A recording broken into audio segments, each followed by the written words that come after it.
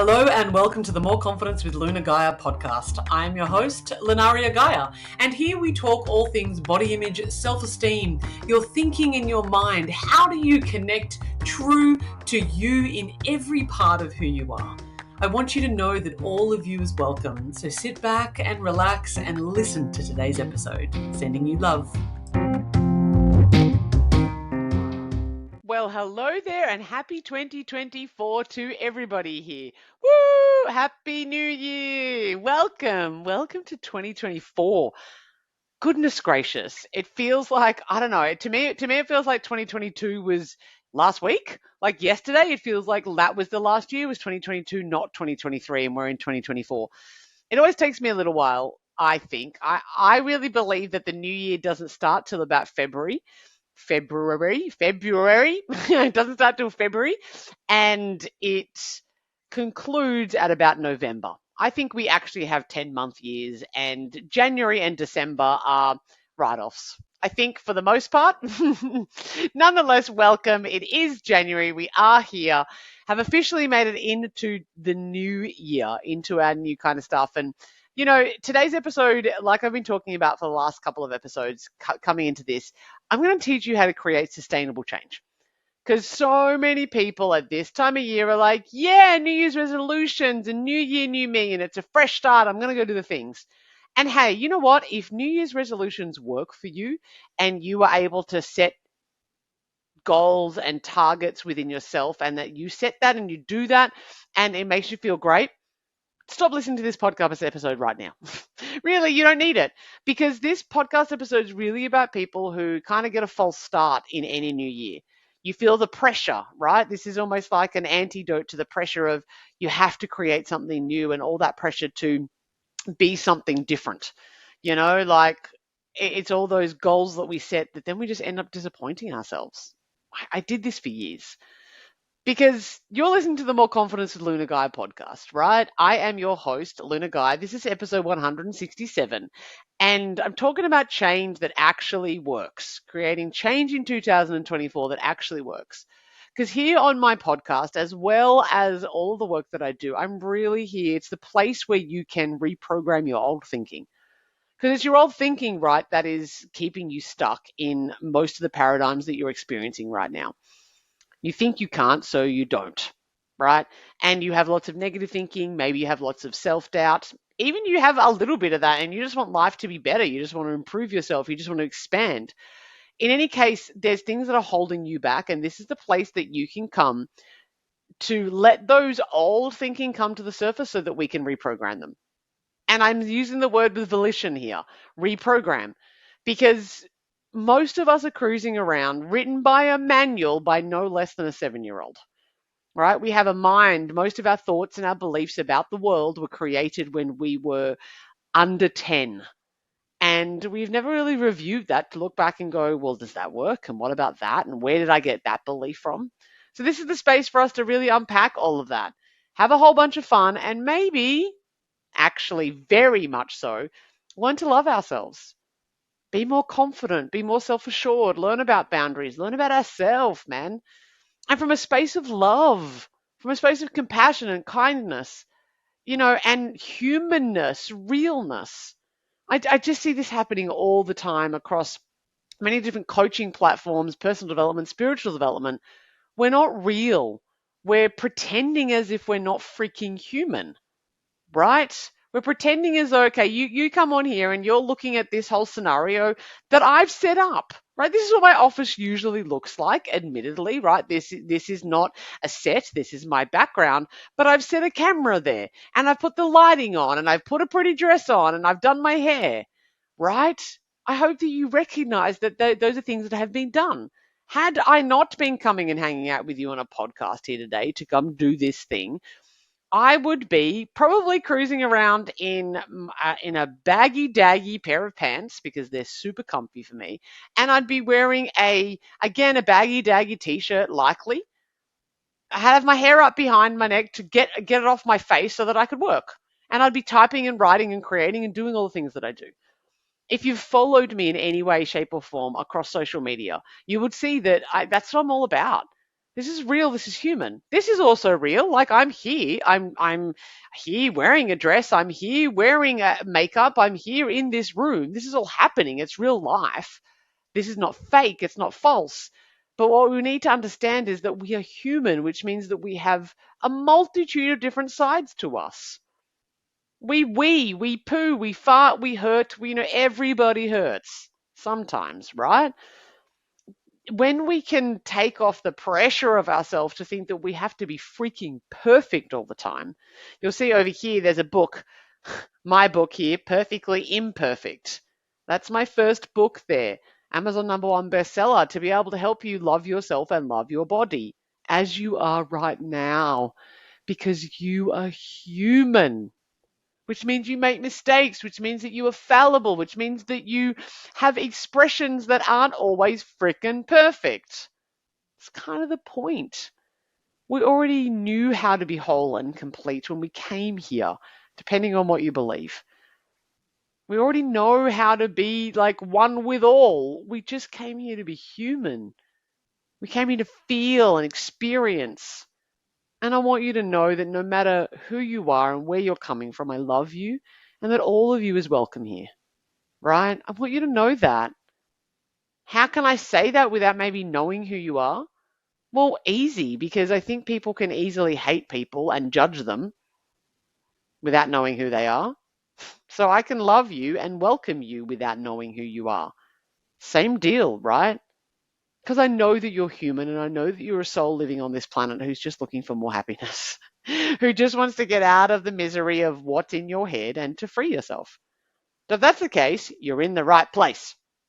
This might not be the episode for you if you already know exactly what you want to do for 2024, or you don't care and you know how to set resolutions and you'll just go do the stuff.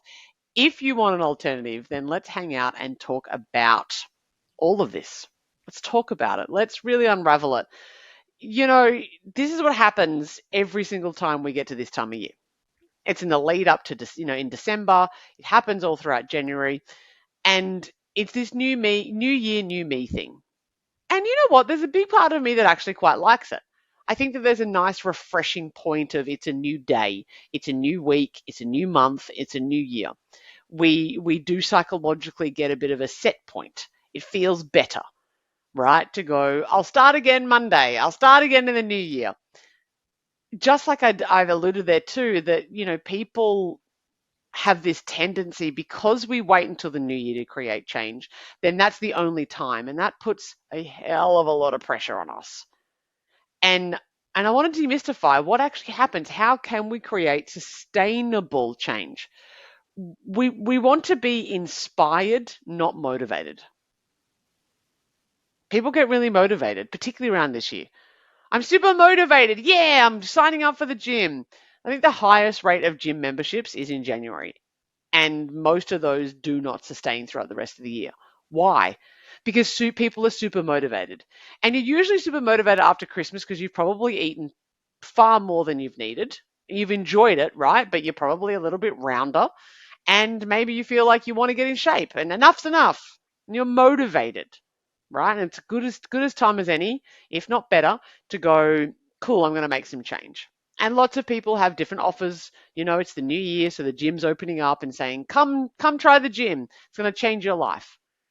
But nothing changes if nothing changes. If you don't go to the gym, if you don't use the gym, if you are not actively being active, then nothing is going to change for you, right? Inspiration is internal, inspired, right? It's an internal experience. It's inspiration from within, in spirit, right? Inspiration in spirit. It's an internal motivation, right? I know that I just use the word motivation there, but it's an internal driver. Motivation is external. And it could be like, I'm broke and I want more money. I'm fat and I want to be less fat. I'm single, I want to be married. I'm unhappy, I want to be happy.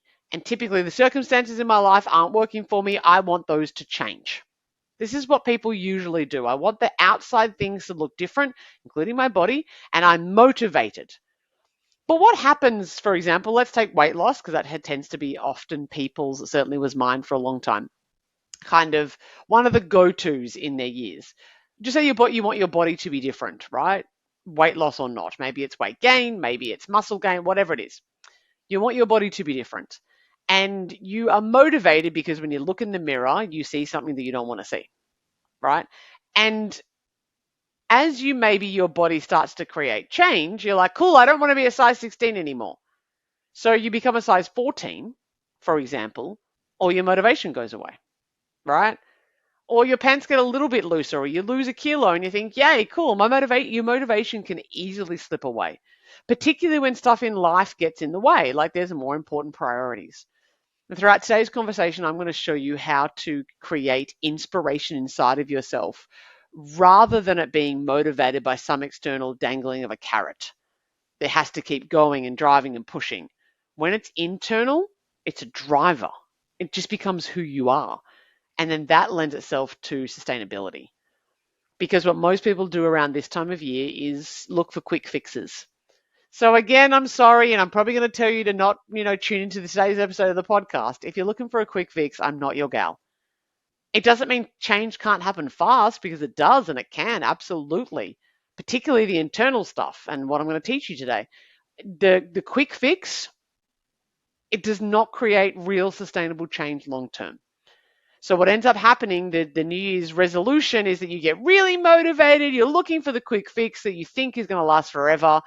You can sustain it for maybe a week, a month, 3 months, and then you peter back to who you were before, and you're super disappointed with yourself that you weren't able to create that change.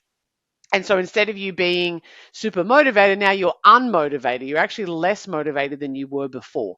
You feel down in yourself, you feel worse, and you're more likely to, just say if you have, just say you wanted to lose kilos, you're more likely to put those kilos back on and more, because you haven't created the habits inside of yourself, inspiration to make the change.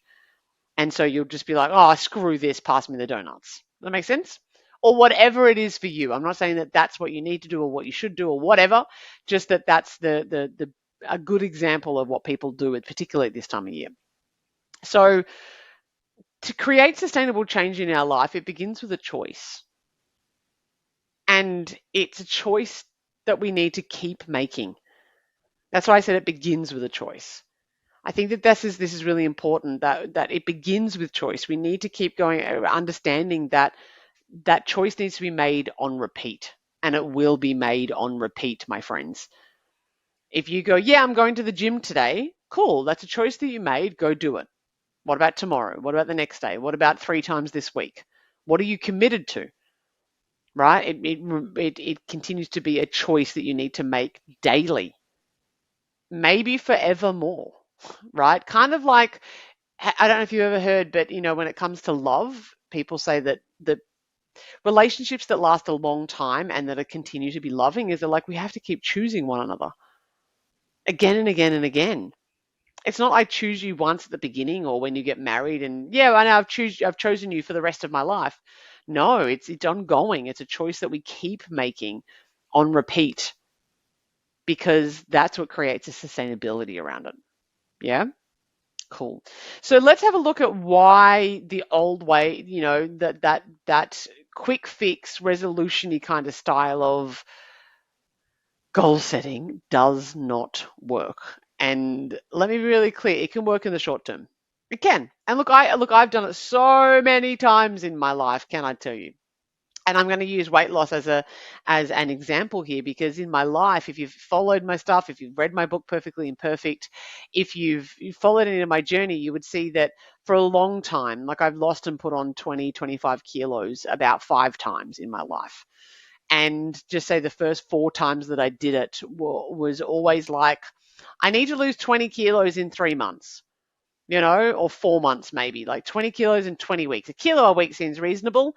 Hustle, hustle, drive. I've got my formal coming up, or I'm sick of being fat, so I have to do this. And I would practically starve myself for that period of time, like really put myself under some pretty serious conditions that eventually led me to an eating disorder. Over the course of when I was 16 till my early 30s, or, probably late 20s, I we had disordered eating, and eventually led me to bulimia, because I couldn't shift the weight in my mid 20s the way that I did in my mid teens. And I was so disheartened with myself that I'd failed again. And so the thing when we look at for a quick fix of like it has to be done now is that it creates a sense of urgency within us that is unsustainable. It's based on willpower, it's motivation. It's not inspiration. It's not from internal, it's external. I don't want to be fat anymore. It hurts too much. I don't want to do it. It has a short-term focus on it. So for me, every other time that I had lost weight, it wasn't I'm going to change this for life. It was just I'm solving the problem that's immediate in front of me. I'm fat and I don't want to be. Right? That's what I was thinking at the time. I'm fat. I don't want to be. Go on a diet because that will work. But as soon as I'd lost the weight, and as soon as 3 months was over or 4 months was over, and I had been miserable for that period of time because I was not eating enough and just depriving myself, restricting everything that I ate, of course, what happened? Yay, I'm skinny now. I ate all the food again, right? Like, and then over the next, 6, 12 months, what happens? Put the weight back on. This happened for years for me. Oh man, I'm fat again. Better go on a diet. It's short term thinking rather than it being, I need to change me or the processes forever. It's short term. Like I said to you before, it's also external motivation. It's not an internal experience. It's out there. It's, I'm fat. I don't want to be. Right? That's very, very, very different thinking. I'm fat. I don't want to be. It's very different thinking to, I'm going to nourish and look after my body. See that? Even if you were going like, I'm broken, I don't want to be, that's very different to, I want to learn how to invest, or I want to learn how to multiply my money, or I want to take care of my money. That's very different to, I don't want to be broke, or I want to be rich, even. I want to be skinny, whatever it is. They're very different motivations because one is motivation and one is inspiration. I'm going to get to that in a moment about this identity piece that people need to shift in order to create real change in our life. The other thing with this kind of New Year's resolution style of goal setting is that it's usually extreme. Yeah. It's get it now. It's get rich quick now, right? It's lose the weight now. It's go to a place where you are getting it very immediately. And look, I love the guy, and I don't know if he says it anymore, but I remember Tony Robbins used to say, take massive action. Never leave the side of a decision without taking massive action. And in my experience of being in those conferences and seminars and that kind of stuff, when people take massive action, like the massive action, when things are done quickly and extremes and it has to be done now, it's unsustainable and often catastrophic. An old mentor used to say to me, nature teaches us everything. You can look around nature and find out everything that you need to know. Think about any kind of natural disaster, a tsunami, an earthquake, volcanoes, hurricane, anything like that, landslide. When change happens quickly, really, really fast in nature, it is destructive. Very often, it's destructive, right? And it completely changes everything so quickly that it disrupts everything else. It's destructive and disruptive.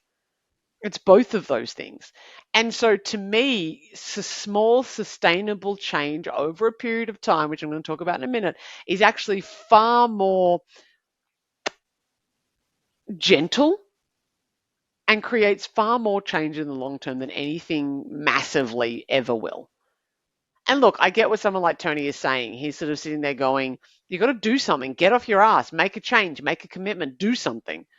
This is not an excuse, the way that I talk about it, to be like, I'm not going to do anything, right?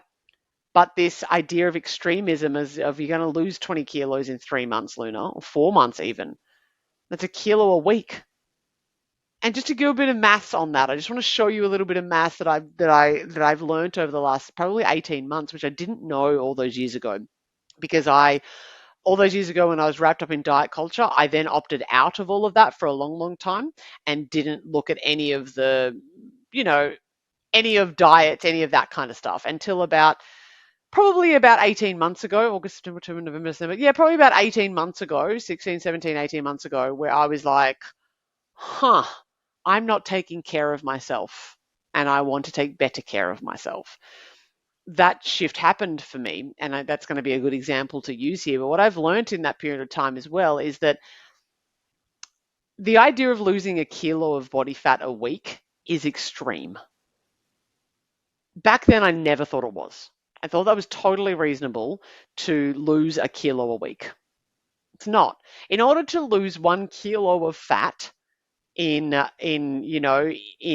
Australian terms, or even let's go with calorically from calories, you have to be 7,700 calories in deficit, which means that you have to have, like, for every kilo of body fat, it's 7,700 calories. That's what it is. Now, considering that most women eat about 2,000 calories a day. Can you do the maths?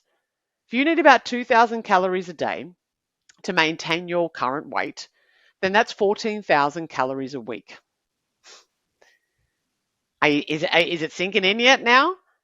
That means that if you were to lose a kilo a week of fat, you don't want to lose muscle, you don't want to lose water, you don't want to lose bone density. If you want to lose a kilo a week of fat, that requires you to cut out over half of your weekly, which means daily, caloric intake.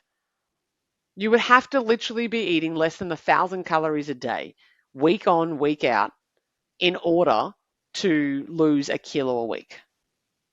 That's miserable. It's miserable. And you're starving yourself, quite literally. 7,700 calories to lose a kilo. So that hopefully puts it in perspective for you, something like that this kilo a week, this idea that it's extreme. We are far more likely to succeed if we lengthen it out, which is why, doing it this way that I'm about to show you here, when it's internally driven, right? It comes from an inside source. It becomes lifelong. It's not this short term, got to do it in 3 months. When you got to do it in 3 or 4 months, I know you're miserable and you want the change right now. But if you only do what's short term, in the long term, you're going to suffer. You're just going to go back. You're just going to be in a yo-yo like I did, right? And this applies to any other goals. I've got to get rich quick. Got to find a boyfriend fast, whatever it is. Without actually doing the inner work, what ends up happening is that you just go back to your old ways. It's too fast. It's too much. It's too soon. So doing it sustainably means creating lifelong. Like, so for me, over the last 18 months, it's been like, right, cool. So I want to continue to be at my healthiest and most abundant health, right? I want to continue to really take good care of my body, which means not being on any kind of extreme diet. It means that I get to have pavlova at Christmas. It means that I get to have a glass of bubbly at New Year's, or a bottle if I feel so inclined. But the majority of the time, I'm making sure that I'm looking after myself. I'm not eating 1,500 or 1,200 or 1,000 calories a day, starving myself so I can get to a certain goal weight, because that wouldn't be taking care of my body. Notice the difference here. Losing weight is motivational, right? But taking care of my body and health is inspired from within. It comes from that. It's not extreme, and it's certainly not short term, because surely that's forever. Surely I want to keep nourishing my body and looking after my body as best as I possibly can forever while I have it. Surely it's not just I want it done in 4 months and then I can just go back to doing what I was doing before. No, it has to be a lifelong change, and then that way it's sustainable. In the diet mentality, and I want to call New Year's resolutions like they're usually done, it's diet thinking. I'm not talking diet just like from a food perspective, but that's what it is. It's like quick fix, get it done now. So in the diet mentality, it's fear-based. It's totally fear-based. It's lack-based. So for me, all those years, it was like, if I lose weight, then I will be happy. I'm scared that I'm not going to be happy. I'm scared that I'm not enough. I'm afraid that I'm a loser. So I'm going to lose the weight so I can not be a loser anymore. False and rooted in fear. But when we switch to a belief that says, I'm going to take care of my body and I'm going to look after my body and do what's best for my body, right? To lighten the load of it so it doesn't have to carry such a heavy burden all the time. And I'm going to help it me be strong and full of nourishment. That's an act of love, right? It comes from love rather than based in fear. It's starting to make sense? Love it. So, what most people do in this diet mentality is they go, what do I want to have? Well, I want to have this kind of weight. Right. So they go, sweet. Well, what do I want to, what do I have to do? Go on a diet. That's what they do. That's what happens. They look at what they want to have and they go and do the thing that they think that they need to do. And that's as far as it goes. And it's not particularly sustainable. What the model that I want you to move into, and the questions that I'm going to leave you with here today for you to really think about changing for your 2024 here when you want to set goals or outcomes or any of that kind of stuff, is we kind of want to reverse it and add another piece. When people go, I want to have this, what do I have to do? There's a model called be, do, have. Most people do have and do. And they forget entirely about who they're being. What's the thinking? What's the inspiration? What's the drivers? What's the beliefs?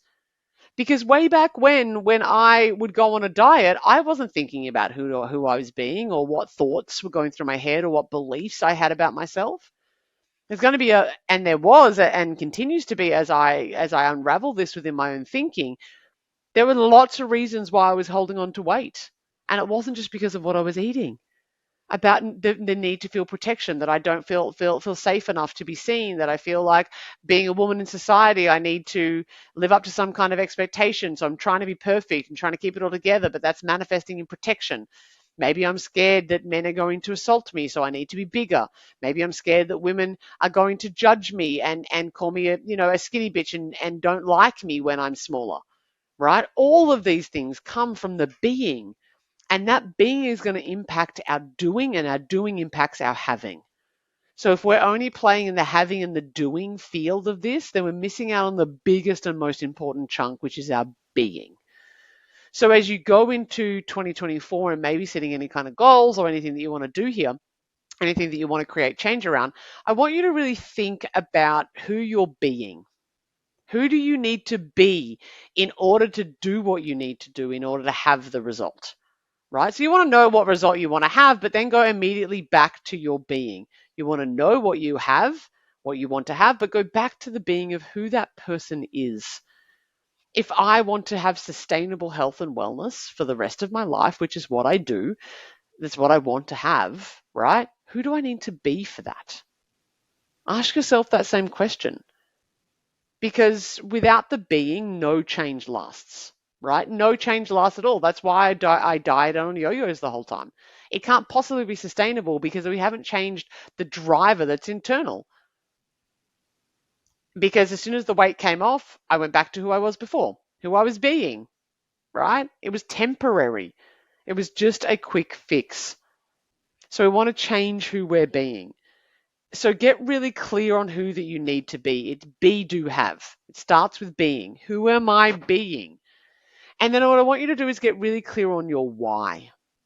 If we have a big enough why, the how takes care of itself, right? What is your intrinsic, internal driver that is wanting you to have this? And before I went on any kind of deliberate, intentional kind of weight loss experience over the last 18 months, I spent months getting really clear on why.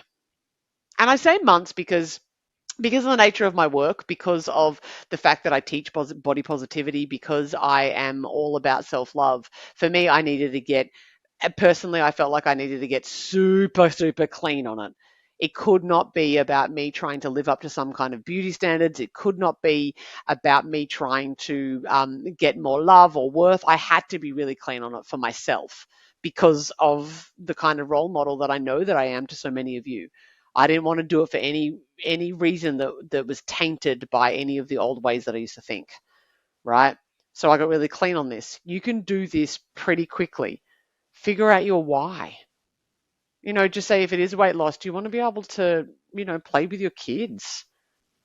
Like, because being able to fit into a swimsuit and be happy at the beach sounds really cool, and it could be, but you could do that right now. You can do that right now.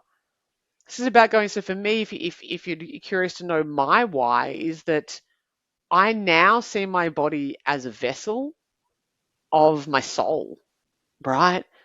And this gift of this vessel, it has been gifted to me, and I want to take really good care of it. So that means that I'm going to work it out. It means that I'm going to stretch it out. It means that I'm going to get plenty of sleep. It means that I'm going to eat well, right? It means that I'm going to do my best to remove the heavy burden that is existing on my body, to help it. It's an act of love.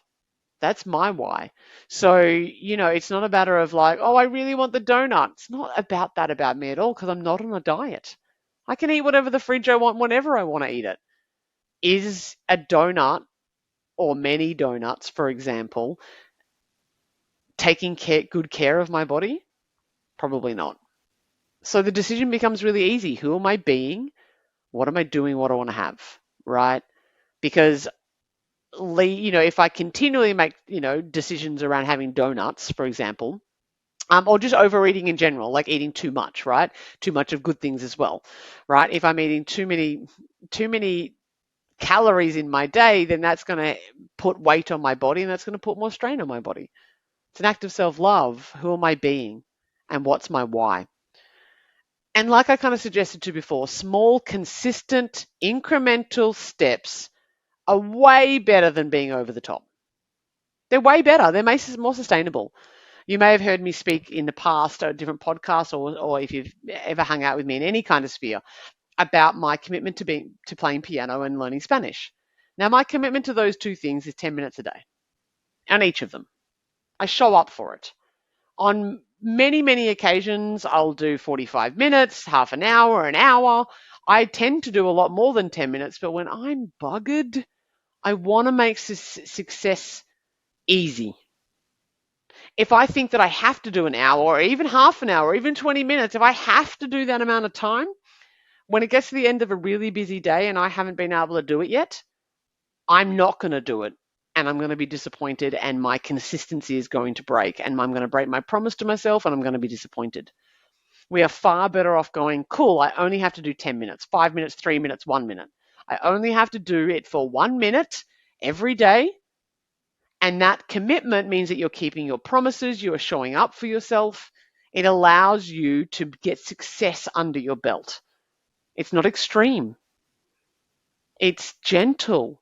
And what that actually does is create a habit. Oh, I'm just going to show up to the piano every day no matter what. And I do. Obviously, if I don't have access to a piano, I don't play it.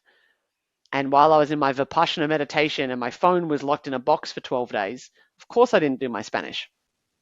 I did both of those things in my head at different points though, right? Because it's who I am now. It's just what I do. I've been practicing Spanish every day for over 3 years, and I've been doing piano for over 4. It's just because who I want to be. It's who I am now. It's the same with the food. It's the same with everything. Small incremental steps will get you further than anything else. Yeah. And if you want help on any of this, know that my coaching books are open to the end of this month, right? There are only a few spots left. In terms of that, I only take a limited amount because you get full access to me. So if you are curious about one-on-one coaching and you'd like to apply for that, just go to moreconfidence.com.au, fill out the details there, let me know you, or just be in touch with me on the messenger or whatever. Just find me on the socials. Claim Your Confidence Level 1 and Level 2 are my signature courses. So if you don't think you're like, oh, I don't really want to go full into the coaching, but I would like to get some more tools around this and all of this stuff, the thinking, my fears, my emotions, learning how to set better boundaries, having better communication, finding out my true passion and purpose. If you're interested in any of that, these courses will be coming out next month. So they are available now. Enrollments are taking now. Well, they will be very, very soon at the very, very least. So get in touch with anything that you need. As always, if you've gotten value out of this and these episodes, please go leave me a rating on whatever platform that you are in. I'm not doing that because I want to boost my ego. I'm doing it because that actually boosts the quote ratings of the show and then therefore more people get access to it. And I'm on a mission to help more people be happy. That's what I really want to do. Starting with me, flowing on to you. I love you and I hope that you love you too. See you next time.